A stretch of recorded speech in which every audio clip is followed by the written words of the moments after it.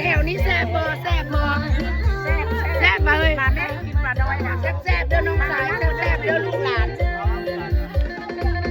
นักสาวอิ่มแล้วมานั่งแม่นั่งเลยอิ่มกินผักนักสาวแซ่บบ่แซ่บบ่ธรรมชาติธรรมชาติหวานเนาะหวานพี่ดง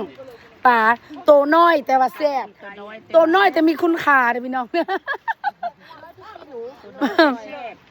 หวานพี่น้องหวานพานี่เป็นอะไรพานี่แซ่บบ่พานี่คือเจ้าพานี่แซ่บกว่าหนูเพราะว่าเมาแถวนี้น่ะแซ่บน้ำเบียร์ดิเมาเซียวแหล่เมาแม่สู้ตายเเอาเงินแม่สู้ตายสู้ตายแหล่สู้ตายโก้แหล่โก้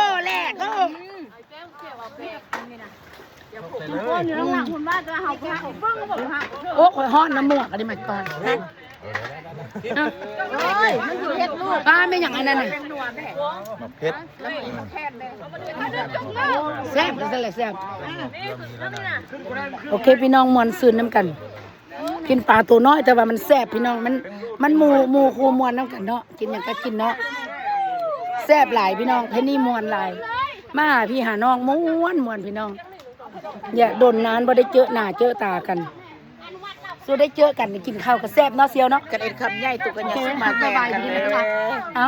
คำใหญ่กันยังงามอยู่เลยเอาป่าไตแห้งได้ไหมล่ะบ่